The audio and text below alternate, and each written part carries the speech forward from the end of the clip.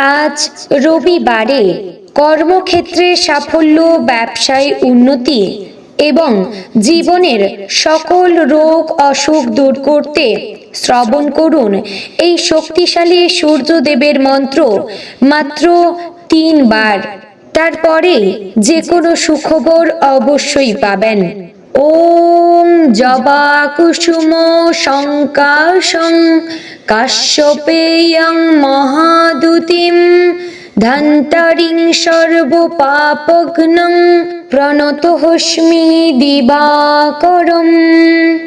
ওম জবা কুসুম শঙ্কাশং কাশ্যপেয়ং মহাদুতিম ধন্তরিং সর্বপাপঘ্নং প্রণতোস্মি দিবাকরম।